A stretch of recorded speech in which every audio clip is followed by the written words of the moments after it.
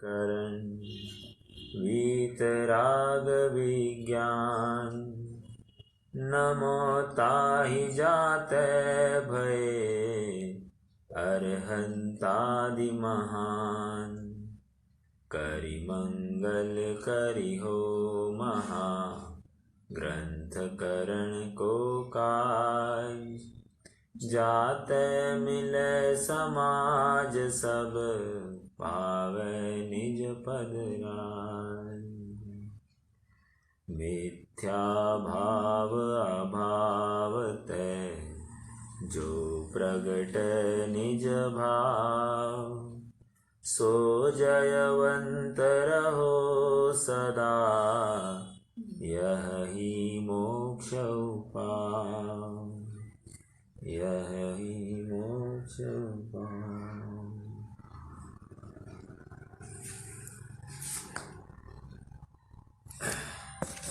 पंडित टोडरमल जी द्वारा रचित यह मौलिक कृति मोक्षमय प्रकाशक को हम देख रहे हैं। इसको समझने का प्रयोजन इतना ही है कि यह कृति अपने आप में हजारों ग्रंथों का सार लिए हुए है। शायद ही कोई मनुष्य ऐसा हो कि वो जीवन के काल में इतने सारे ग्रंथ पढ़ ले। यदि पढ़ने भी पाए तो उनका सार लेकर उनको एक जगह पर लाने का जो प्रावीण्य चाहिए या बुद्धि कौशल चाहिए, ये शायद ही किसी में हो। क्योंकि लिखना हर समझना तो वो तो स्वभाव है, लेकिन लिखने के लिए कुशलता चाहिए। और पंडित साहब में ऐसी कुशलता थी जिसका भरसक उपयोग उन्होंने इस कृति में किया है। प्रकरण हमारा नवीन बंध का विचार ये चल रहा है और नवीन बंध के विचार में प्रश्न खड़ा हो रहा है कि जीव को बंध क्यों हो रहा है। आज थोड़ा सा एक अलग एंगल से मैं बात रखता हूँ। देखिए, आत्मा में अनंत प्रकृति, अनंत गुण है और अनंत गुणों में कुछ एक गुणों का ही विकारी परिणमन चलता है। हम थोड़ा सा उन गुणों का फिर से एक बार स्मरण करते हैं। पहला ज्ञान, दूसरा दर्शन, तीसरा दर्शन मतलब श्रद्धा या दर्शन, ज्ञान दर्शनावरण भी ले लीजिए, कोई प्रॉब्लम नहीं। एक मोहनीय, 3, 4 अंतराय, पूर्ण रूप से स्वाभाविक परिणमन नहीं चल रहा है। 5वां 5, 6, 7, 8 4 अघाती प्रकृतियां, 8 हो गई। और थोड़ी सी देखते हैं। एक है प्रदेशत्व गुण। प्रदेशत्व गुण का विकारी परिणमन चलता है। ओके, तो ये भी एक विकारी परिणमन वाली प्रकृति है। दूसरा है क्रियावती शक्ति। क्रियावती शक्ति से क्या होता है? स्थलांतर होता है, एक जगह से दूसरी जगह जाना होता है। तो क्रियावती शक्ति। एक है वैभाविक गुण। वैभाविक नाम का एक गुण है जिसमें क्या होता है कि जीव में एक विशेष पर्याय प्रकट करने की सामर्थ्य होती है। यदि वो विशेष पर्याय विकृत हो, राग द्वेष वाली हो, तो उससे संसार अवस्था होती है। और यदि वो विशेष पर्याय स्वभाव का अनुभव करती हुई हो तो उससे मोक्ष अवस्था प्रकट होती है। कहने की बात इतनी है कि वैभाविक शक्ति ये भी, इसका भी विकारी परिणमन चलता है। कौन सी हो गई? फिर से एक बार अपन रिकॉल करते। ज्ञान, दर्शन, मोह, ये 3 का विकारी परिणमन। अंतराय 4, वेदनीय, आयु, नाम, गोत्र 8। फिर हमने लिया 9वां प्रदेशत्व गुण। प्रदेशत्व गुण का विकारी परिणमन क्यों लिया? क्योंकि एक बार सिद्ध अवस्था होती उसके बाद में प्रदेश में हिलना डुलना या कम ज्यादा होना दिखाई नहीं देता। इसलिए संसार अवस्था में विकारी परिणमन चल रहा है प्रदेशत्व गुण का, ये हमने लगाया। फिर एक है क्रियावती शक्ति, जिसमें स्थलांतर होता है। सिद्ध अवस्था प्राप्त होने पर क्रियावती शक्ति का अभाव। देखो, अरहंत अवस्था में शुद्धपना प्रकट हुआ है, लेकिन क्रियावती शक्ति अभी भी विकारी है क्योंकि स्थलांतर हो रहा है। और हमने अभी देखा वैभाविक शक्ति, वैभाविक गुण। तो वैभाविक गुण क्या कर रहा है, इसमें भी विशेष भाव पाए जाते, अर्थात उसका विपरीत परिणमन भी पाया जा रहा है। ओके, तो इसका भी विपरीत परिणमन है। और अंतिम एक है निष्क्रियत्व गुण, जो योग को लेकर है। योग को लेकर मतलब क्या, जो आत्म प्रदेशों का कंपन है या परिस्पंदन, वेरी स्पेसिफिक वर्ड परिस्पंदन है, उस परिस्पंदन भी एक विकार है और जो सिद्ध अवस्था प्राप्त होने पर उसका अभाव पाया जाता है। निष्कर्ष के रूप में हम ये कह सकते हैं कि लगभग 11 गुण ऐसे हैं कि जिनकी विकारी पर्याय पाई जा रही है। लेकिन इन 11 गुणों में से अगर हम गौर करें तो योग के विकारी परिणमन से जीव को सुखी होने में कोई ऐसा बाधक कारण दिखाई नहीं देता है। ठीक है। दूसरा, निष्क्रियत्व शक्ति को भी लेकर कोई ऐसा या फिर क्रियावती शक्ति को लेकर गमन हो रहा है, इसको लेकर वो दुखी है, ऐसा बाधक कारण दिखाई नहीं दे रहा है। इसलिए वो भी सचमुच जीव को दुखी करने में समर्थ नहीं है या कार्यकारी नहीं है। 4 अघाती कर्मों की हमने चर्चा की है, वे तो संयोग मात्र है और संयोग सचमुच दुख का कारण नहीं होते हैं, क्योंकि संयोग का जाननपना तो अरहंत अवस्था में भी होता है और वे तो 3 लोग 3 काल के संयोगों को देखते जानते हैं, फिर भी उनको विकार नहीं हो रहा, नवीन बंध नहीं हो रहा। इसलिए अघाती कर्म भी सचमुच बंध का कारण नहीं है। ज्ञान, दर्शन और अंतराय, वीर्य की बात हो गई, ये भी स्वभाव के अंश है, हमने देखा, तो सचमुच ये भी बंध के कारण नहीं है। लेकिन एक बात आपको जानकारी के लिए दे दूं, समयसार में तो एक प्रकरण ही आया है। इनफैक्ट आप पूरा समयसार पढ़ोगे तो समयसार में तो ये कहते हैं कि अज्ञानता से बंधा है और भेद विज्ञान से ये मुक्त होने वाला है। एक गाथा भी, या भेद विज्ञानतः बद्धा ये किल केचना अस्यैवा भावतो, क्या है, भेद विज्ञानतः सिद्धा भेद विज्ञानतः सिद्धा ये किल केचन अस्यैवा भावतो बद्धा ये किल केचन। अर्थात भेद विज्ञान के बल से ही सिद्ध अवस्था की प्राप्ति होती है। और एक मिनट,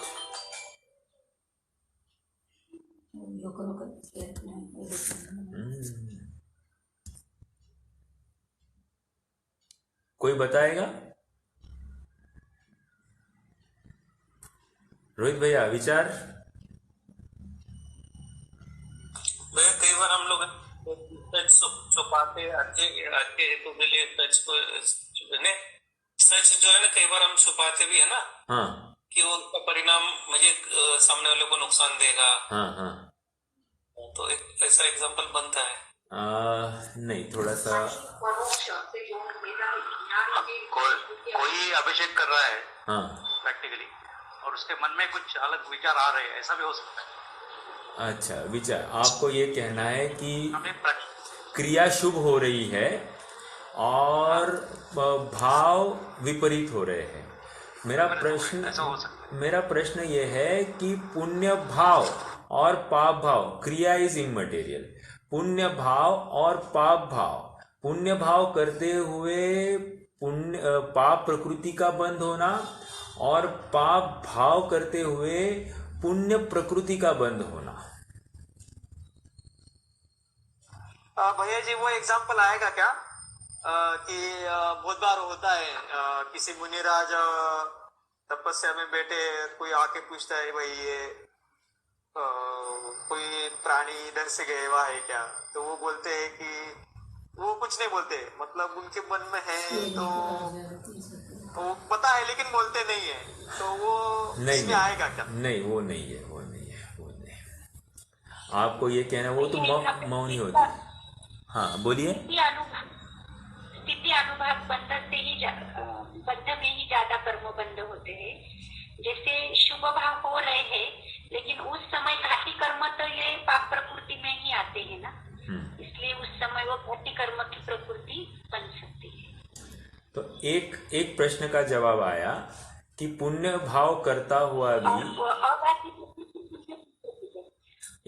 एक मिनट, एक पूरा कंप्लीट करते हैं, 1 मिनट। मैं पहले इसको कंपाइल करूं कि जीव कोई शुभ भाव कर रहा है, देव दर्शन कर रहा है या दया दान आदि भाव कर रहा है, कोई भी एक विशेष शुभ कार्य जो या स्वाध्याय आदि कर रहा है, तो ये तो क्या कर रहा है, ये तो पुण्य भाव हो रहा है। बिल्कुल जैसा स्वाध्याय पर कर रहा है वैसा ही भाव भाषण भी कर रहा है, तो निश्चित रूप से इसको पुण्य भाव हो रहा है।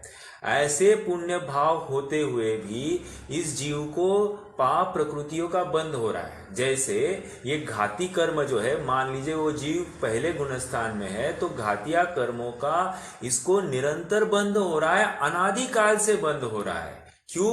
क्योंकि ये घातिया कर्म ध्रुवबंधी प्रकृति है। What is ध्रुवबंधी?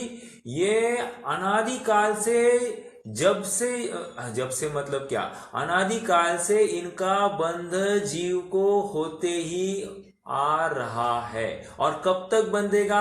जब तक इनके बंध की विच्छुत्ति नहीं होती। विच्छुत्ति मतलब जब तक जीव को सम्यक्त्व या एक ऐसे विशिष्ट परिणाम नहीं होते कि वहां पर उनका बंध होना रुक जाए। तो कहने की बात यह है कि घातिया कर्म तो जीव को निरंतर बंध रहे, अर्थात कर रहा है पुण्य भाव और बंध रहे हैं पाप भाव, ये तो एकदम ओके। अब उल्टा, कर रहा है पाप भाव और बंध रहे हैं पुण्य भाव, इसका उदाहरण दीजिए। बोलिए नीता भाभी, बोलिए।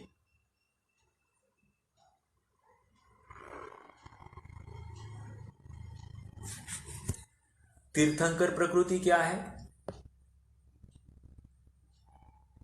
पुण्य प्रकृति है, पाप प्रकृति है? पुण्य प्रकृति। Okay okay. अब कोई जीव नरक में है और वो तीर्थंकर प्रकृति बांध रहा है, संभव है ऐसी बात? संभव है। किसका किसका हो रहा है? जैसे श्रेणिक राजा, जैसे कृष्ण महाराज, जैसे अभी रावण तो अभी नहीं कर रहे, एटलीस्ट ये दो तो अपने सामने है कि, और ऐसे असंख्यात जीव है जो तीर्थंकर प्रकृति बांध रहे हैं और नरक में है। कहने की बात यह है, नरक में वैसे लेशा कौन सी होती है? अशुभ लेशा। वहां पर निरंतर परिणाम कौन से होते हैं? अशुभ परिणाम, पाप परिणाम ही होते हैं। तो पाप भाव होते हुए भी किसी जीव को पुण्य प्रकृति बंध रही है कि नहीं बंध रही है? बंध रही है। तो ये एक एग्जाम्पल आपके ज्ञान के लिए होना चाहिए कि पाप भाव करता हुआ भी जीव पुण्य प्रकृति बांध सकता है। हाँ, इतना हो सकता है कि पाप भाव करते हुए पाप प्रकृतियों का स्थिति अनुभाग ज्यादा होता है और पुण्य प्रकृति का स्थिति अनुभाग कम होता है। ये बात बिल्कुल सही है, लेकिन पुण्य प्रकृति बंधती है, ये हमको समझना चाहिए। बात क्लियर हो रही है? समझ में आ रहा है सबको? आइए थोड़ा सा आगे बढ़ना है। वैसे आपको बताओ कि अनादिकाल से इस जीव को, एक विशेष बात है इसमें नहीं है, अनादिकाल से जीव को 47 प्रकृतियों का निरंतर बंध हो रहा है, इसलिए तो उनको ध्रुवबंधी प्रकृति कह रहे हैं। 38 प्रकृतियां ये घाती कर्म संबंधी है और 9 प्रकृतियां ये अघाती कर्म संबंधी, जिनका निरंतर बंध हो रहा है। फॉर एग्जाम्पल, ये विशेष बात है, जानकारी के लिए अच्छी है। फॉर एग्जाम्पल मान लीजिए जीव अभी कोई परिणाम कर रहा है। अब परिणाम कर रहा है तो उस समय में ज्ञानावरण की कौन सी बंधेगी उसको? ज्ञानावरण के 5 भेद है, उसमें से कौन सी बंधनी चाहिए जीव को? मति ज्ञानावरण, श्रुत ज्ञानावरण, अवधि ज्ञानावरण, मन पर्य ज्ञानावरण, केवल ज्ञानावरण। इन 5 में से कौन सी बंधनी चाहिए? मति छोड़कर चारों बंधन। क्यों है? मति ने कौन सा ये किया है? फिर अभी मति का उदय क्यों आ रहा है हमको? अगर बंदी नहीं तो उदय क्यों आ रहा है?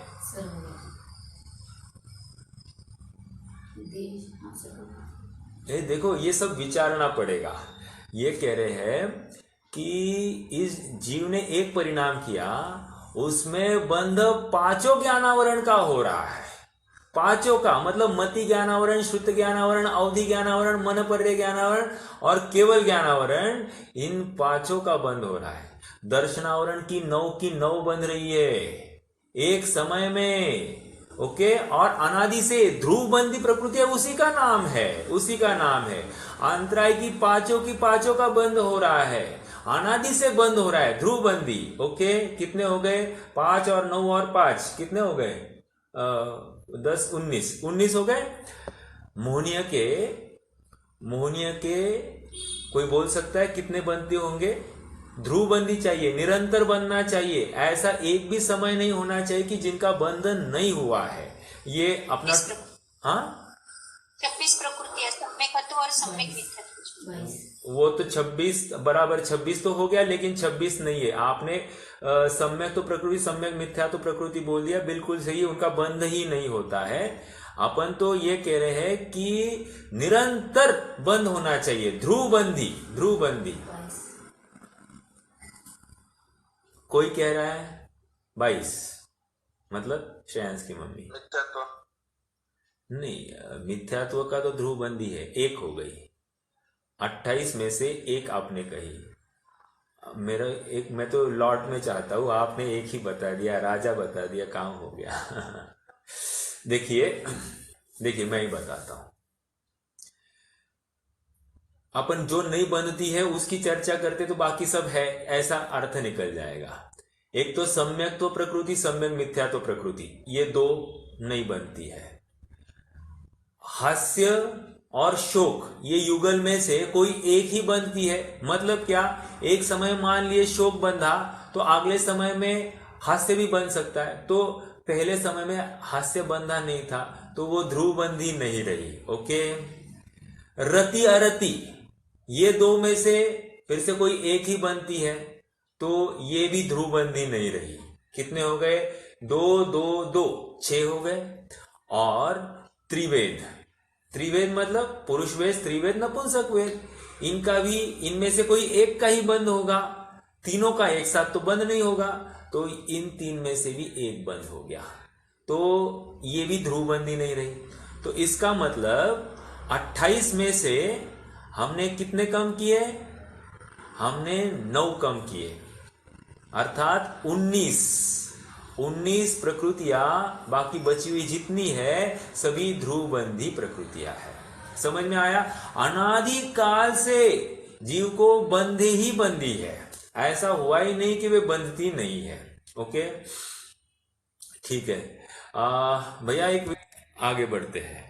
तो ये ध्रुवबंदी की बात हो गई हमारी, और ये हमने इसलिए बात की क्योंकि इस पे से हमें ज्ञात होता है कि घाती कर्म ये सर्वथा पाप प्रकृतियां है और इनका हमेशा बंद होता ही, चाहे आप शुभ भाव करो या अशुभ भाव करो, इनका बंद होता ही होता है। और इससे हमें निष्कर्ष ये लेना है कि मात्र पुण्य भाव करने से काम नहीं होगा, हमको हमारा श्रद्धान यथार्थ करने से काम होने वाला है।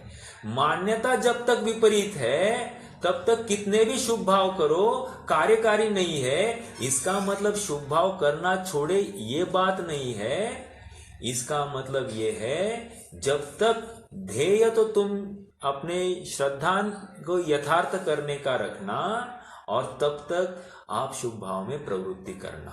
समझ में आया? तो ये एक बात आ गई। थोड़ा सा आगे बढ़ने का विचार है। इसलिए एक महत्वपूर्ण बिंदु, जिन्हें बंध नहीं करना हो वे कषाय नहीं करे। कषाय का अर्थ यहाँ पर मोह की तरफ से जा रहा है। जितना भी मोह का अंश है वो सब बंध का कारण है, ऐसा पंडित साहब ने हमको एक निष्कर्ष के रूप में दिया। विचारणीय बिंदु ये है कि हमें अब ज्ञान को बढ़ाना है या दर्शन को ठीक करना है या अंतराय का अभाव करना है, ये बातों में नहीं अटकना है। यह साता को लाना है, असाता को दूर करना है, इन बातों को अब हमको नहीं अटकना है। हमको तो एक ही बात पे ध्यान करना है, हमारी मान्यता यथार्थ है या नहीं, हाँ या ना, आप इतना ही विचार करना। बाकी मैं ये करूं वो करूं, ज्ञान अर्जन करूं, ये सब विफल कार्य है। ये कह रहे हैं कि आप एक अपनी श्रद्धा का निर्णय करना और श्रद्धा के अनुसार अपनी रुचि का भी अभ्यास करना। इसके अनुसार आपको सब जवाब आ जाएंगे। जैसे फॉर एग्जाम्पल, मैं देव दर्शन क्यों करता हूँ, मैं ये स्वाध्याय क्यों करता हूँ, स्वाध्याय करने का मेरा प्रयोजन क्या है। यदि वो प्रयोजन सुखाभास है, अर्थात सुख की प्राप्ति है, इस लोक के या परलोक के सुख की प्राप्ति है, तो वो तो सुख नहीं, सुखाभास है और मेरी मूल में ही भूल है। मैंने स्वाध्याय मात्र देखा देखी किया है या किसी फल की वांछा से किया है। मैंने स्वाध्याय सचमुच मेरे आत्महित की या आत्मा की प्राप्ति के लिए मैंने नहीं किया है। और सच्चा स्वाध्याय वही है जो आत्मा की प्राप्ति के लिए किया जाता है। जो स्वाध्याय पंडिताई दिखाने के लिए या फिर थोड़ी बहुत प्रतिकूलताएं दूर करने के लिए किया जाता है, वो सचमुच स्वाध्याय नहीं है। जहाँ पर श्रद्धान होता है, तत्वार्थ निर्णय होता है कि यह मैं भिन्न और मुझसे भिन्न ये शरीर आदि सब पदार्थ, या फिर मैं भोजन कर रहा हूं तो भोजन करते हुए भी ये भोजन से मुझे सुख आ रहा है, ऐसी कल्पना का अभाव होते हुए मैं भोजन से जीता नहीं हूं, ऐसी जब तक निर्णय नहीं होता है तब तक अपना श्रद्धा यथार्थ नहीं है। मैंने तो भोजन का एक एग्जाम्पल दिया।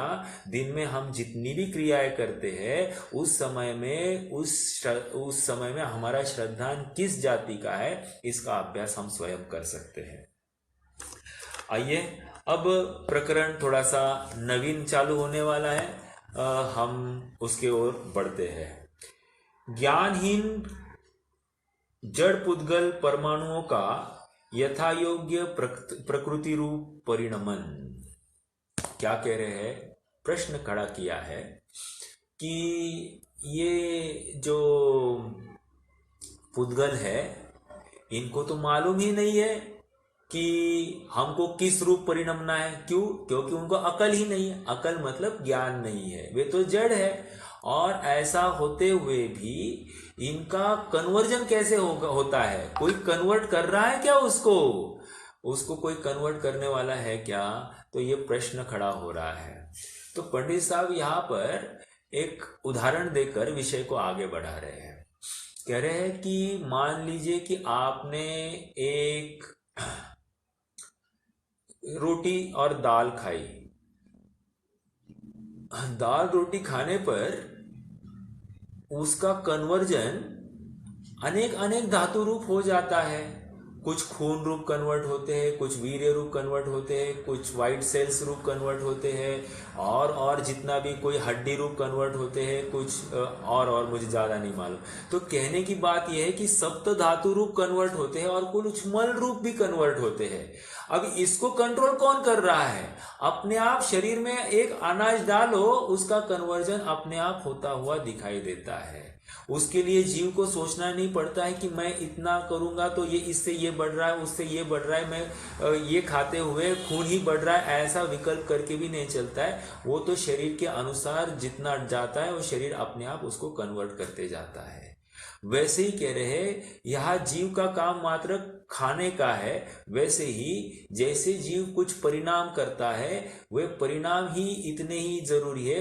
उसका निमित्त पाकर जड़ कर्म अपने आप 7 या 8 कर्म रूप कन्वर्ट हो जाते हैं या उनके उत्तर प्रकृति रूप कन्वर्ट हो जाते हैं। ये इतना सा एक थियरी ये लेकर आए हैं। हम वो पैराग्राफ पढ़ते हैं और फिर कुछ विशेष है तो समझने की कोशिश करते हैं।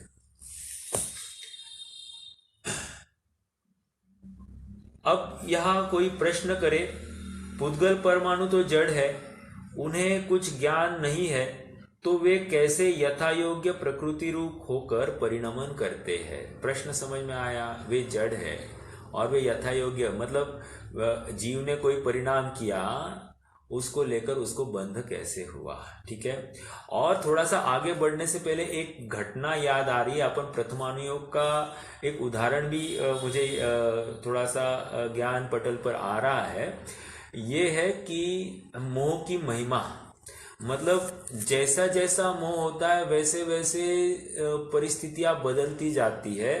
पात्र सामने कौन है वो इममटेरियल है, जीव का मोह बहुत कार्य कर देता है। जैसे मान लीजिए अपन उदाहरण लेते हैं प्रथमानुयोग में राम और सीता का उदाहरण लेते हैं।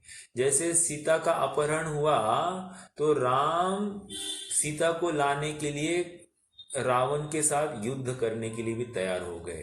बाकी कुछ सब बातें गौण हो गई, एक सीता के पीछे वे कितने ये हो रहे। क्यों?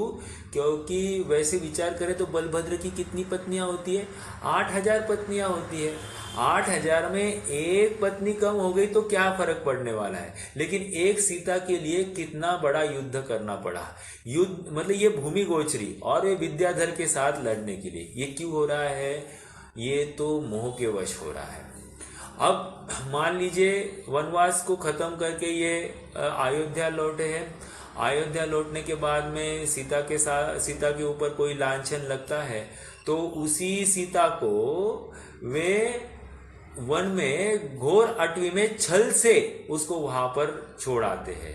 ये भी मोह की महिमा है। मोह घट गया तो सीता को देश बाहर निकाल दिया।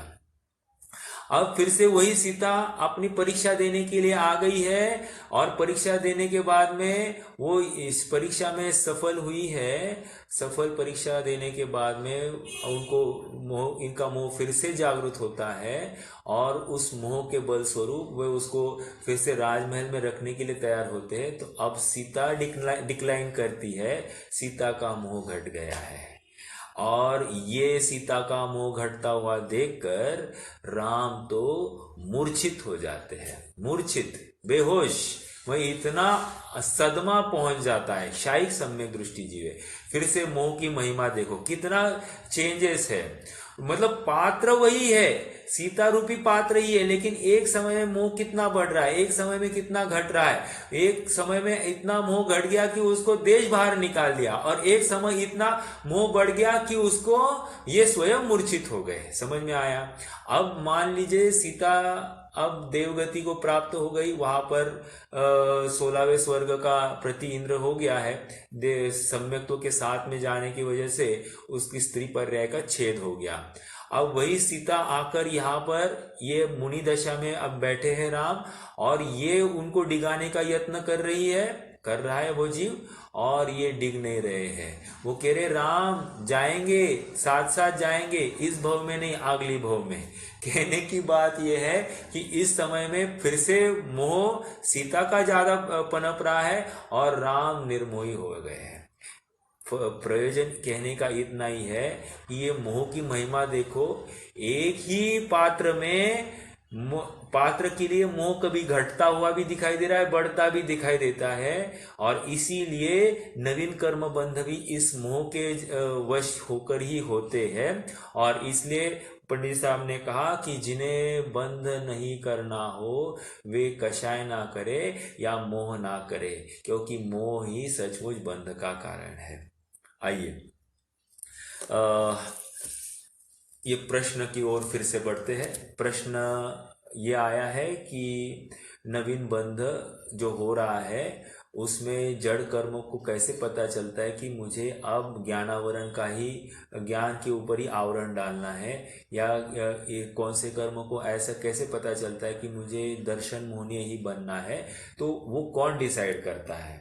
समाधान, जैसे भूख होने पर मुख द्वारा ग्रहण किया हुआ भोजन रूप पुद्गल पिंड मांस, शुक्र, शोणित आदि धातु रूप परिणमित होता है तथा उस भोजन के परमाणुओं में यथा योग्य किसी धातु रूप थोड़े और किसी धातु रूप बहुत परमाणु होते हैं तथा उनमें कई परमाणुओं का संबंध बहुत काल रहता है, कईयों का थोड़े काल रहता है तथा उन परमाणुओं में कई तो अपने कार्य को उत्पन्न करने की बहुत शक्ति रखते हैं, कई थोड़ी शक्ति रखते हैं। वहाँ ऐसा होने में कोई भोजन रूप पुद्गल पिंड को ज्ञान तो नहीं है कि मैं इस प्रकार परिणमन करूं तथा और भी कोई परिणमन कराने वाला नहीं है, ऐसा ही निमित्त नैमित्तिक संबंध हो रहा है, उससे वैसे ही परिणमन पाया जाता है। उदाहरण समझ में आया? उदाहरण में उन्होंने देखो प्रश्न था जड़, ओके, और इन्होंने उदाहरण भी दिया है जड़ का। जैसे शरीर क्या है, ये देह क्या है, मान लिया कि जीव ने सोच कर खाया इससे मुझे लाभ होगा, बट सच कहूं जीव के सोचने नहीं सोचने से मुझे मतलब शरीर में लाभ होगा, ये भी सचमुच योग्य नहीं है। क्योंकि हम अक्सर देखते हैं दवाई तो लेता है लेकिन दवाई कभी कार्यकारी भी नहीं होती है। अभी अभी आज ही मैंने एक पेपर में पढ़ा, एक छोटी सी बालिका थी, उसको 16 करोड़ का इंजेक्शन दिया। क्यों? उसके माँ बाप ने जमीन आसमान एक किया, 16 करोड़ का इंजेक्शन दिया और फिर भी एक 15-20 दिन, महीने 2 महीने में वो गुजर गई। कहने की बात इतनी है कि 16 करोड़ किसको कहते हैं, बट कहने की बात इतनी है आयु के बिना वो दवाई भी उसको कार्यकारी नहीं है। समझ में आया? तो इसलिए जीव सोच के अगर कुछ करता है और उस शरीर का ठीक होता है, ऐसा कहना भी योग्य नहीं है। इसलिए अब यहाँ पर उदाहरण जो दे रहे हैं, उदाहरण दे रहे हैं जड़ शरीर का। ओके, जड़ शरीर को जड़ अन्न खिलाया गया। ओके, जड़ अन्न अंदर गया तो जड़ शरीर ने ही उसकी ऐसी व्यवस्था कर दी कि उसको सप्त धातु रूप कन्वर्ट कर दिया। इसमें जीव ने क्या रोल किया है? कुछ भी रोल नहीं किया है। समझ में आया? तो जीव जैसे का वैसा, वो तो वहां पर बैठा है, मात्र विकल्प कर रहा है। और क्या कर सकता है जीव? इसके ऊपर तो कर नहीं सकता। जीव सचमुच खून बढ़ाने का सामर्थ्य नहीं है, जीव शक्ति बढ़ाने का कुछ कर नहीं सकता। ये तो सब पुद्गल को अपना अपना ही करना पड़ता है।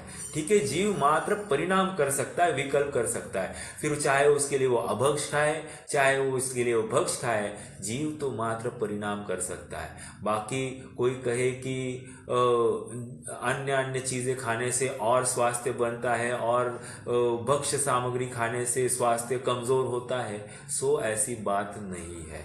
समझने की बात यह है कि हमारे जितने महापुरुष हुए हैं उन्होंने एक कण भी अभक्ष खाया नहीं है, तो भी वे सबसे ताकतवर शक्ति की अपेक्षा वे ही होते हुए दिखाई देते हैं। निष्कर्ष इतना ही लिया जा सकता है कि हमारे अभी खाने पीने से कुछ फर्क नहीं पड़ता है, पूर्व का उदय ही बहुत कार्यकारी है। हाँ, उदाहरण यहाँ पर आ जाइए तो धातु रूप, ये 7 धातु रूप कन्वर्ट हो गए, एक बात ये आ गई। और इसमें ऐसा तथा उनमें कई परमाणुओं का संबंध बहुत काल रहता है, कईयों का थोड़े काल रहता है। अब यहाँ पर एक पॉइंट कह रहे हैं कि परमाणु मतलब मान लीजिए खून का होगा, खून के परमाणु होंगे या मांस के परमाणु होंगे, उनका ज्यादा काल तक इस शरीर के साथ में संबंध बना रह सकता है। ठीक है, तथा और कईयों का थोड़े काल के लिए, कईयों का मतलब मान लीजिए विष्ठा हो गई, विष्ठा का थोड़े काल के लिए, ऐसा भी हो सकता है। या फिर कोई फैट्स में कन्वर्ट हो गया था, उसकी एनर्जी बन गई तो उनका फिर से वो जलन हो गया, तो वो भी अल्प समय के लिए उनका बना रहना हो सकता है, ऐसा। ठीक है, तथा उन परमाणु में कई तो अपने कार्य को उत्पन्न करने की बहुत शक्ति रखते हैं, कई थोड़ी शक्ति रखते हैं। अपने कार्य मतलब जीव का कोई प्रयोजन होगा, उसकी पूर्णता के लिए बहुत ताकत रखते हैं। मतलब जैसे जीव का विकल्प है वैसा ही वे परिणमते दिखाई देते हैं और कहीं कम शक्ति रखते हैं। वह ऐसा होने में कोई भोजन रूप पुद्गल पिंड को ज्ञान तो नहीं है कि मैं इस प्रकार परिणमन करूं तथा और भी कोई परिणमन कराने वाला नहीं है। मतलब भोजन को ज्ञान नहीं है कि मुझे ऐसा ही परिणमित होना है, लेकिन सहज ही सप्त धातु रूप कन्वर्ट हो जाता है। जितनी मात्रा में होना है वो अपनी योग्यता के अनुसार हो जाता है, उसमें कोई हेरा फेरी नहीं होती है और दूसरा भी कोई कराने वाला नहीं, इसलिए मैं तो करूं, ऐसा भोजन के पिंड को नहीं लगता है। ऐसा ही निमित्त नैमित्तिक भाव हो रहा है, उससे वैसे ही परिणमन पाया जाता है। ये उदाहरण हो गया। अब सिद्धांत पढ़ेंगे। उसी प्रकार अभी 1 to 1 हमको दृष्टांत और सिद्धांत घटित करना है कि यहाँ पर क्या कह रहे हैं और उसके साथ में हम क्या लगाएंगे। उसी प्रकार कषाय होने पर योग द्वार से, वहां पर कौन सा द्वार था? मुख रूपी द्वार। वहां यहाँ पर क्या है? योग द्वार। क्यों? योग से प्रकृति प्रदेश, योग से प्रकृति प्रदेश बंद है, तो योग द्वार से ग्रहण किया हुआ कर्म वर्गणारूप पुद्गल पिंड ज्ञानावरणादि प्रकृति रूप परिणमित होता है। मतलब ये जो योग द्वार से आया, ज्ञानावरण, दर्शनावरण आदि 8 कर्म या उनकी उत्तर प्रकृतियां रूप कन्वर्ट हो गया। ओके, तथा उन कर्म परमाणुओं में यथा योग्य किसी प्रकृति रूप थोड़े और किसी प्रकृति रूप बहुत परमाणु होते हैं।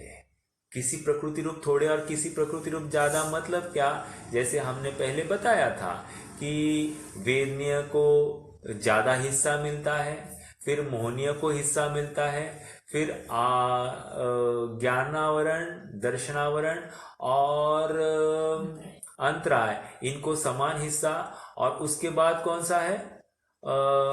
नाम और गोत्र को समान हिस्सा, और लास्ट में आयु को ये मिलता है, वे परमाणु मिलते। तो किसी को ज्यादा मिला है, किसी को कम मिला है, परंतु हीनादिक मिला है लेकिन मिला है। ओके, तो ये बात यहाँ पर। तथा उन कर्म परमाणु में यथा योग्य किसी प्रकृति रूप थोड़े और किसी प्रकृति रूप बहुत परमाणु होते हैं, तथा उनमें कई परमाणुओं का संबंध बहुत काल और कईयों का थोड़े काल होता है। क्या कहा? कुछ परमाणुओं का संबंध थोड़े काल के लिए, जैसे फॉर एग्जाम्पल मोहनीय का स्थिति ज्यादा पड़ती है तो उनका संबंध ज्यादा काल के लिए, और सबसे कम स्थिति आयु की पड़ती है तो उनका संबंध अल्पकाल के लिए होता है। ये समझ में आया? मतलब आयु कर्म के भी परमाणु है। अभी वर्तमान में हमारी आयु कर्म के परमाणु खिल रहे हैं, ठीक है, तो उनका संबंध थोड़े काल के लिए। तथा उन परमाणुओं में कई तो अपने कार्य को उत्पन्न करके बहुत शक्ति रखते हैं और कई थोड़ी शक्ति रखते हैं। वहां ऐसा होने से किसी कर्म वर्गणारूप पुद्गल पिंड को ज्ञान तो है नहीं। देखो नीचे जो उदाहरण दिया है सेम टू सेम यहाँ पर बात कर रहे हैं कि ज्ञान तो है नहीं कि मैं इस प्रकार परिणमन करूं तथा और भी कोई परिणमन कराने वाला नहीं है। ऐसा ही निमित्त नैमित्तिक भाव बन रहा है, उससे वैसे ही परिणमन पाया जाता है। ठीक है, मतलब सहज ऐसा निमित्त नैमित्तिक भाव है कि जीव ने यहाँ पर देखो कषाय होने पर, कषाय होना इतना काम मात्र जीव का, जैसे वहां पर मुख में डालना उतना काम जीव का विकल्प। ओके, अब उसके बाद में जीव के हाथ में कुछ नहीं। वैसे यहाँ पर कषाय करने पर अब जीव के हाथ में कुछ नहीं रहा। अब जो कुछ होना है डिवीजन, जो कुछ होगा, ये सब कर्म वर्गणाएं अपने आप वे कन्वर्ट हो जाएगी। ओके, और वे अपने आप यथा योग्य फल देगी। मतलब जितने मात्रा में बनना है उतनी मात्रा में बंधी, और जितने मात्रा में फल देना है उतने मात्रा में फल भी देगी। देखो इसमें आप थोड़ा सा विचार करेंगे, एक तो प्रकृति बंध की बात आ गई, फिर परमाणु कहकर प्रदेश बंध की बात आ गई, फिर उनका संबंध बहुत काल और किसी का संबंध अल्पकाल के लिए स्थिति बंध की बात आ गई, और उन परमाणुओं के कई तो अपने कार्य को उत्पन्न करने की बहुत शक्ति और कई थोड़ी शक्ति रखते हैं। ये क्या है? अनुभाग बंध। अनुभाग, यस यस यस, अनुभाग बंध।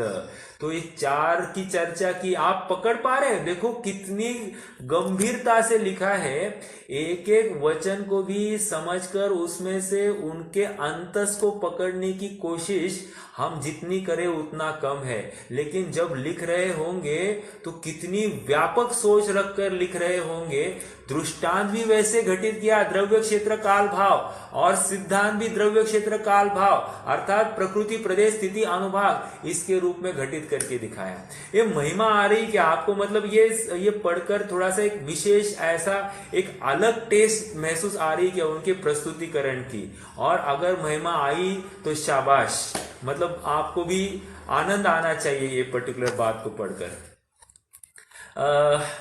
तथा ये हो गया।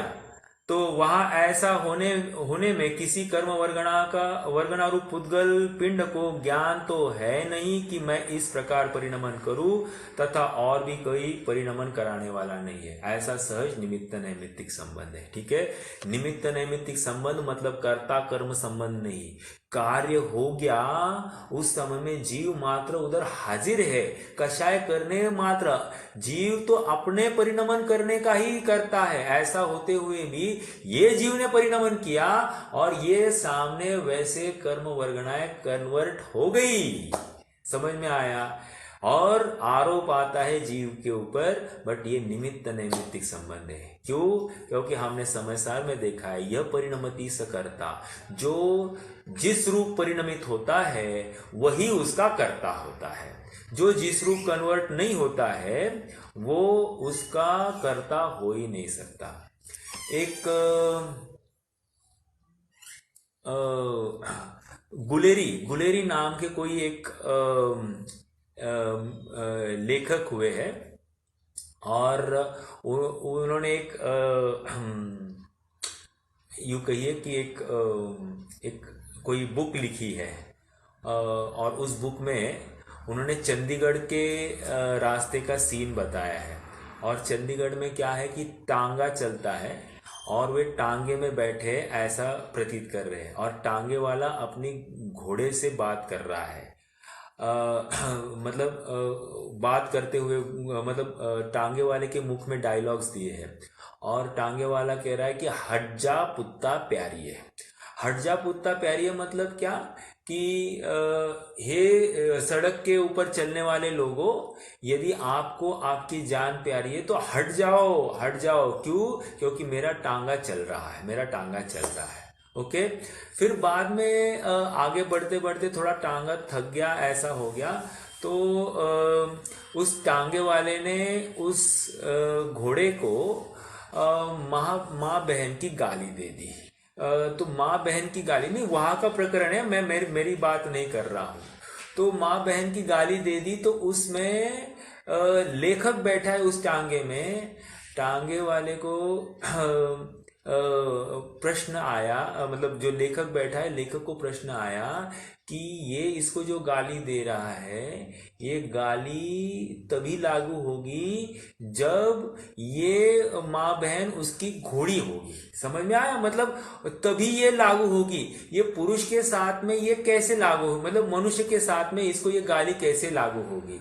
तो कह रहे कि वो लागू नहीं हो रही। क्यों? क्योंकि वो गाली तभी लागू होगी जब एक जाति की होगी। निष्कर्ष मुझे ये कहना है, मुझे देखो ये उदाहरण मेरा नहीं है, उदाहरण डॉक्टर भारिल जी का है। उन्होंने ये उदाहरण वहाँ का घटित करके दिखाया और मैं वही उदाहरण उठाकर आपको दे रहा हूँ। उन्होंने यहाँ पर यही कह रहे हैं कि यह परिणमति सकर्ता, जो जिस रूप परिणमित होने का सामर्थ्य है वही उसका कर्ता बन सकता है। तो जैसे भैंसे का कर्ता भैंस ही हो सकती, कोई मनुष्य नहीं हो सकता है। आप थोड़ा सा क्लियरली समझ रहे होंगे। या फिर घोड़े का कर्ता वो घोड़ी ही हो सकती है, कोई दूसरा मनुष्य नहीं हो सकता है। तो निष्कर्ष के रूप में ये बता रहे हैं कि कर्म और जीव का आपस में मात्र एक निमित्त नैमित्तिक संबंध है। जीव ने कर्मों को कुछ जबरदस्ती किया नहीं है, लेकिन ये परिणाम ही उस कर्म बंध में निमित्त हुआ है। यही निमित्त नैमित्तिक बने के वश इस जीव को संसार में भ्रमणा दिखाई दे रही है। या यूं कहिए कि जीव ने अपने स्वभाव को अनुभवा नहीं है, यही उसका परिभ्रमण है। जीव अपने स्वभाव से सरक गया है, खिसक गया है, यही उसका परिभ्रमण है, यही उसकी संसार अवस्था है। समझ में आ रहा है? आइए थोड़ा सा आगे बढ़ते हैं। ऐसा तो लोक में निमित्त नैमित्तिक बहुत ही बन रहे हैं, बहुत बन रहे हैं। जैसे पहले भी उदाहरण दिया है उन्होंने। क्या उदाहरण दिए? जैसे मोहनधूल का उदाहरण दिया। ये मोहनधूल डाली और ये पागल हो गया। या फिर कितने ही हिप्नोटाइज करते हैं, यहां पर बैठकर मैं चाहे उसको हिप्नोटाइज कर सकता हूं। या वशीकरण मंत्र क्या है? या फिर ये विषापहार मंत्र क्या है? विष का हरण करता है कोई, फोन पर वो विष हरण करता हुआ दिखाई देता है। और आप जानते ही है कि प्रथमान योग में ऐसी भरपूर कथाएं हैं। सबसे प्रसिद्ध कथा तो भूत बलि और पुष्पदंत की है, जिन्होंने भी मंत्र ही सिद्ध किया था। थोड़ा सा विपरीत मंत्र को देखकर विपरीत मंत्र की सिद्धि करते हुए उनको विपरीत देवी ही सिद्ध हो गई थी। तो उन्होंने उस मंत्र में सुधार करके यथार्थ देवी को सिद्ध किया था। कहने की बात यह है कि ऐसा भी संभव है, अर्थात ये सब बातें निमित्त नैमित्तिक संबंध, यहां मंत्र का उच्चारण और वहां उसके अनुकूल कोई संयोग की प्राप्ति, ऐसा बिल्कुल होते हुए दिखाई देता है। इसलिए ये निमित्त नैमित्तिक संबंध बहुत ही बन रहे हैं, बहुत बन रहे हैं। जैसे सूरज का खिलना और सूरज का उगना और सूर्य फूल का खिलना या कमल का खिलना आदि आदि जितनी भी बातें हैं, ये सब निमित्त नैमित्तिक संबंध की तरफ ही संकेत दे रहे हैं। कितना घना संबंध है कि ऐसा लगता है कि ये तो कर्ता कर्म संबंधी। ये सूरज उगा नहीं होता तो कमल भी खिलता हुआ दिखाई नहीं दे रहा, जैसे ही सूरज उगा तो कमल भी खिल रहा है। निष्कर्ष निमित्त नैमित्तिक संबंध इतना घना है और इतने बन रहे हैं कि हमको लगता है कि इनकी वजह से ही कार्य हुआ है। ओके, ऐसा सहज ही हमको लगना स्वाभाविक है, लेकिन होता नहीं है। ये तत्व ज्ञान के माध्यम से हम समझ रहे हैं। ऐसे तो लोक में निमित्त नैमित्तिक बहुत ही बन रहे हैं। जैसे देखिए फॉर एग्जाम्पल, किसी का लड़का अमेरिका में है तो वैसे भी लड़का सामने नहीं है, कुछ फर्क पड़ रहा है? कुछ फर्क नहीं पड़ रहा है। अब अभी पता चले कि अमेरिका में बैठा लड़का उसका वो हो गया, गुजर गया। अब क्या होगा? अब भी लड़का सामने नहीं है, लेकिन उस एक खबर के निमित्त से ये दुखी अर्थात रोना चालू करता। और एक खबर ऐसी मतलब अभिप्राय में बैठी है कि ये है, तब तक इसको कुछ फर्क नहीं पड़ रहा है। अच्छा खा रहा पी रहा है। मान लीजिए उसको 10 दिन बाद मालूम पड़े कि ये हो गया है, वो 10 दिन तो आनंद से गया कि नहीं गया। अर्थात ये सुख दुख की कल्पना सब स्वयं के अपने मोह से डेवलप हुई है, उसमें निमित्त भूत ये खबर आदि होती है। इतना ही मुझे यहां से कहना था। ठीक है, आगे। जैसे मंत्र निमित्त से जलादिक में रोगादि दूर करने की शक्ति होती है। Very important. आपने बहुत लोगों को देखा होगा, ये ऐसे ग्लास में पानी रखते हैं और उसके ऊपर मंत्र फूंकते रहते हैं और फिर वो पानी पी लेते हैं और फिर क्या कहते हैं? रोग दूर करने की शक्ति होती है। सामर्थ्य है, बिल्कुल हंसने की बात नहीं है। पंडित साहब कह रहे हैं और जिनवानी की बात है। आपको ज्ञात होगा द्वादशांग में एक अंग ही है जिसमें मात्र मंत्र उच्चारण की बातें लिखी है। समझ में आया? तो ऐसी कोई हवा में बातें नहीं हो रही है। इसका अर्थ ये भी नहीं चल रहा है कि आज से हमको मंत्र सिद्धि करने के लिए पूरा यत्न करना चाहिए, क्योंकि वो ऐसी सहज सामर्थ्य भी हम सब में, वो विशुद्धि भी होनी चाहिए जिसके बल पर ही ये मंत्र सिद्धि होती है। आइए, लेकिन ये जलादिक में बहुत से लोग करते हुए दिखाई देते हैं, लेकिन मैं ये नहीं कहता हूँ कि उनकी सिद्धि होती होगी या नहीं होती होगी, क्योंकि जो कहते हैं उनको उसका भाव भाषण भी होना जरूरी है एक, और दूसरा उसका उच्चारण भी यथार्थ होना जरूरी है। जैसे कोई नमोकार मंत्र ही कहता हो, लेकिन नमोकार कहकर, नमो न नड़ाचा कहकर, नमो अरहंतानम कहकर वो दम नहीं आएगा। उसको न बाणाचा ही उच्चारण करना पड़ेगा, तभी जाकर वो मंत्र सिद्धि होगी। नहीं तो ऐसे हजारों क्या लाखों मंत्र पढ़ो और हजारों बार आप पानी पियो, कुछ भी फर्क नहीं पड़ने वाला। समझ में आ रहा है क्या? और निमित्त नैमित्तिक संबंध कह रहे हैं, इसका मतलब जब तक रोग जाने की योग्यता नहीं है, शरीर से रोग जाने की योग्यता नहीं है, तब तक ये मंत्र और ये पानी कुछ भी काम नहीं करेगा। समझ में आ रहा है क्या? बहुत बड़ी बात है, विचारणीय बिंदु है। तो हमको क्या लगता है, ये बात सुनी ना, और कल से अब मंत्र उच्चारण चालू और ग्लास सामने और ये पानी सामने, ये ऐसा नहीं है। जब तक कार्य होने की योग्यता काल नहीं आया है, तब तक तुम्हारा मंत्र भी फलित नहीं होगा। क्यों? क्योंकि फिर उसमें कोई विघ्न आएंगे, या तुम्हारा उच्चारण में कमी होगी, या भाव भाषण में कमी होगी, या श्रद्धा में कमी होगी, काम नहीं बनेगा। और जब काम बनना है, उस समय में फिर सभी समवाय वहां पर खड़े दिखाई देंगे।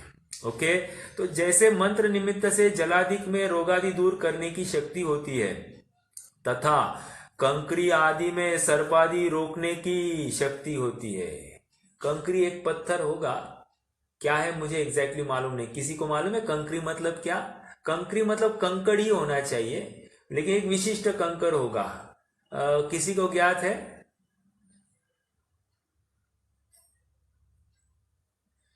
नहीं है, चलो मैं समझ कर बताऊंगा। फिर भी पत्थर ही होना चाहिए, ऐसी कोई वस्तु। क्या कहा? बैंगल? कंगन नहीं कह रहे, कंकरी। भाई जो गौ में वगैरह पाए जाते हैं उसको बोलते हैं। अच्छा, वो कंकर। माला जो करते हैं ना, हाँ, तो उसमें जो धागा है उसको भी कंकरी बोलते हैं। अच्छा अच्छा अच्छा, ओके, ऐसा हो सकता है कंकरी। तो मैं समझूंगा फिर बताऊंगा। कोई एक ऐसी विशिष्ट वस्तु होगी जिसको लेकर सर्पादि को रोकने की शक्ति, अर्थात सर्प अब आपके ऊपर हमला नहीं करेगा, ऐसी सहज ही उसमें योग्यता हो जाती है, कंकरी। आगे उसी प्रकार जीव भाव के, कंकर का बहुवचन लिया होगा कंकरी। हाँ ले लीजिए, कोई प्रॉब्लम नहीं है, लेकिन कहने की ताई वगैरह लगाते ना भैया, हाँ ताई तो वगैरह लगाते ना, वो धागा वो कंकरी भी कहलाता है वो। अच्छा अच्छा अच्छा अच्छा, ठीक है, मैं समझूंगा ये, फिर बताऊंगा आपको। उसी प्रकार जीव भाव के निमित्त से पुद्गल परमाणुओं में ज्ञानावरणादि रूप शक्ति होती है। यह विचार कर अपने उद्यम से कार्य करे तो ज्ञान चाहिए, परंतु वैसा निमित्त बनने पर स्वयमेव वैसे परिणमन हो तो वह ज्ञान का कुछ प्रयोजन नहीं है। फिर से पढ़ते हैं। उसी प्रकार जीव भाव के निमित्त से पुद्गल परमाणुओं में ज्ञानावरणादि रूप शक्ति होती है। वह विचार करे तो अपने उद्यम से कार्य करे तो ज्ञान चाहिए, परंतु वैसा निमित्त बनने पर स्वयं वैसे परिणमन हो तो वहाँ ज्ञान का कुछ प्रयोजन नहीं है। कहने की बात ये इतनी कर रहे हैं कि जब निमित्त होगा तो अपने आप वहां पर ज्ञानावरण का क्षयक्षम आदि सब कुछ पाया जाएगा, लेकिन वे कार्य स्वयं अपनी योग्यता से होते हैं। उसमें जीव को ज्यादा कुछ करने की जरूरत नहीं होती है, या इनके लिए जीव को अपना उपयोग लगाने की कोई जरूरत नहीं है। ये बता रहे वे योग्यता होने पर या काल लब्धि पकने पर वे कार्य स्वयं हो जाते हैं होनहार की तरफ दे रहे हैं, मतलब होनहार को बलवती शक्ति कह रहे हैं। भवितव्यतां भगवती मदीयन्तु रहन्त्वं करोमीति यदि सद्गुरुपदेश व्यवसित जिन शासन रहस्या। क्या है? भवितव्यताम भगवती शक्ति कह रहे हैं, भवितव्यता को भगवती शक्ति कह रहे हैं। अर्थात जब कार्य बनना है तो स्वयं सभी निमित्त वहां पर आ जाएंगे, वहां पर फिर ज्ञान की ही जरूरत पड़ती है ऐसी बात नहीं है। अपने आप सब कार्य ही वैसे होते हुए दिखाई देते हैं और कार्य हो जाता है। ओके, वैसे परिणमन हो तो वहां ज्ञान का कुछ प्रयोजन नहीं है। ये इतना क्यों कहा?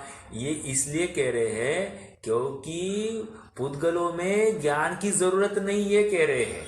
वो जब कार्य होना है बराबर उनकी ऐसी व्यवस्था हो जाती है और पुद्गल कर्मरूप कन्वर्ट हो जाते हैं, या जो कुछ होना है उस जाति के कर्मरूप कन्वर्ट हो जाते हैं। हमको कुछ करना नहीं, हमको पुद्गल हमारा ज्ञानावरण कम करना है, ज्यादा करना है, इसके लिए हमको कुछ नहीं। हमको तो हमारे स्तर पर मात्र भाव करना, बादाम खाओ, ये खाओ, वो खाओ, उससे कुछ नहीं होने वाला है।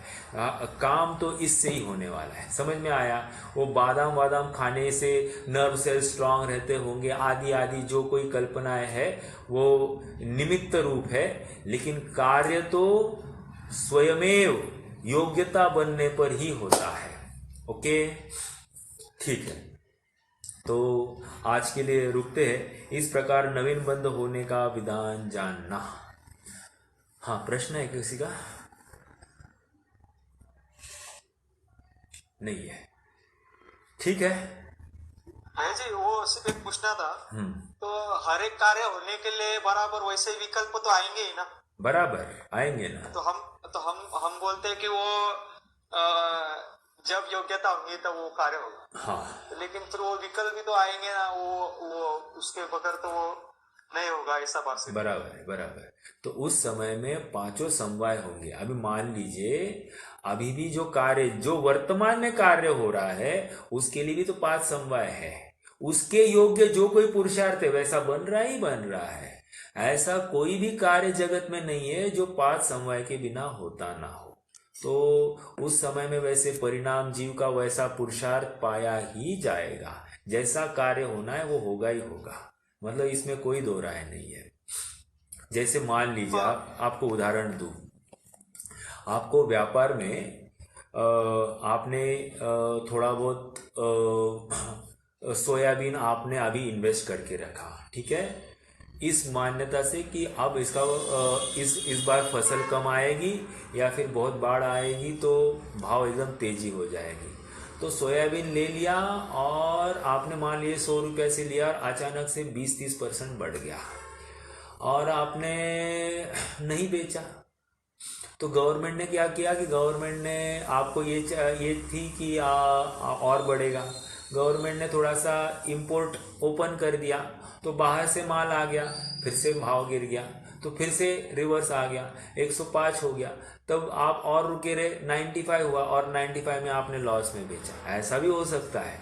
तो कहने की बात यह है कि ये ऐसा फ्लक्चुएशन भी पाया जाता है, योग्य स्वयं वो कार्य होता हुआ दिखाई, मतलब संयोग आपको जैसे मिलने हैं स्वयं आपको मिलते हुए दिखाई देंगे। इसके लिए आपने तो ज्ञान किया था, आपने तो फायदे के लिए ज्ञान किया था और वो ज्ञान कहाँ चला गया? वो तो नेगेटिव में चला गया। तो वो कार्य होने के लिए ज्ञान की जरूरत नहीं है। समझ में आया? वो कार्य होने के लिए योग्यता की जरूरत है, ये कह रहे हैं। समझ में आया? थोड़ा सा एक उदाहरण दिया और कुछ नहीं। हाँ भाई जी, ओके। और भाई जी कल के टॉपिक में भी एक क्वेश्चन था मेरा, कल या परसों के, वो बंधन और घात, ये दोनों का डिफरेंस थोड़ा ख्याल में नहीं आ रहा। जैसे हम बोल रहे हैं कि ज्ञानावरण, दर्शन और अंतराय, इससे बंधन तो नहीं है, सिर्फ मोहनीय से बंध है, लेकिन वो घात तो सभी कर रहे हैं जीव का। तो फिर वो जो घात कर रहे हैं वो बंधन में क्यों नहीं ये हो रहा उसका, ये मुझे पूछना था। ओके। अच्छा है, देखिए आपका प्रश्न ये है कि ज्ञानावरण जो है ये आवरण है ना, तो आवरण है तो इसके स्वभाव का अंश प्रकट नहीं हुआ, तो इसका मतलब उसने तो जीव का घात किया। तो घात किया एक बात हो गई, अर्थात स्वभाव प्रकट नहीं हुआ, यही घात हो गया है। ओके, ये बात स्वीकार है। फिर आपका प्रश्न ये है कि घात हो रहा है तो बंधन क्यों नहीं हो रहा है? उसका समाधान इतना ही दिया है कि ये जो जितना स्वभाव व्यक्त नहीं है, उदाहरण वहां पर मेघ पटल का दिया है और मेघ पटल को सूर्य को आच्छादित कर रहा है, तो जितना घना मेघ पटल है उतना सूर्य व्यक्त नहीं हो रहा है। तो व्यक्त नहीं हो रहा है, सूर्य तो विद्यमान है कि नहीं है? विद्यमान है। ऐसा होते हुए भी मेघ पटल मात्र क्या कर रहा है? मात्र सूर्य को व्यक्त होने नहीं दे रहा है। अभी सेम एग्जाम्पल यहां पर लाइए, यहां पर कह रहे ज्ञानावरण का उदय है, तो वो उदय क्या कर रहा है? ये जो केवल ज्ञान शक्ति नॉट व्यक्ति, शक्ति, वो उसको व्यक्त होने नहीं दे रहा है।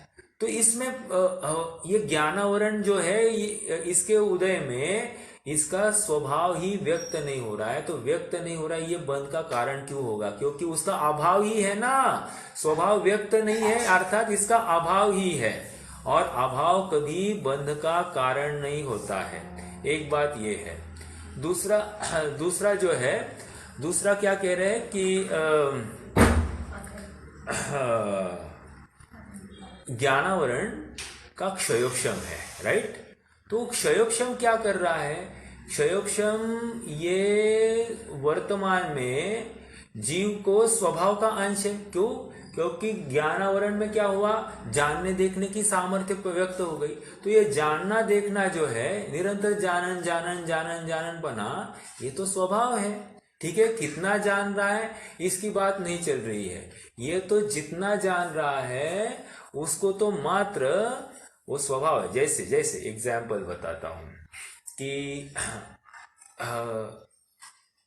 मान लीजिए कि मैंने जाना कि कोई आया है, तो आया है ये जाननपना हुआ, राइट?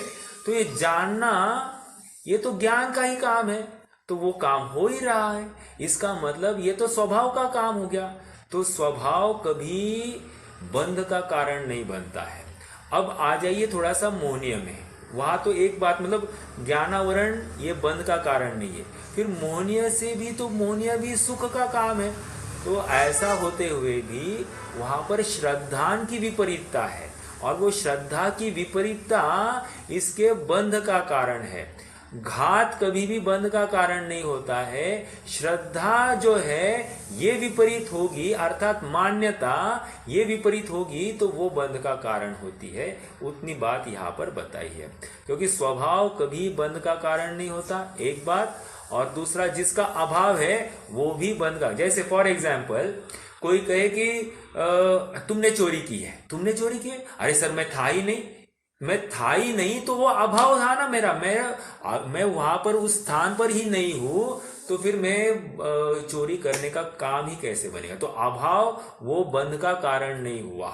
और अगर मैं हूं भी, होते हुए भी मैंने किया ही नहीं है, मुझमें विकार हुआ ही नहीं, मैंने मात्र होते हुए को जाना है, तो वो जानना वो कैसे बंध का कारण हो सकता है? वो तो स्वभाव है। हाँ, उस जानन के साथ में कोई विकार हो, वो विकार बंध का कारण है।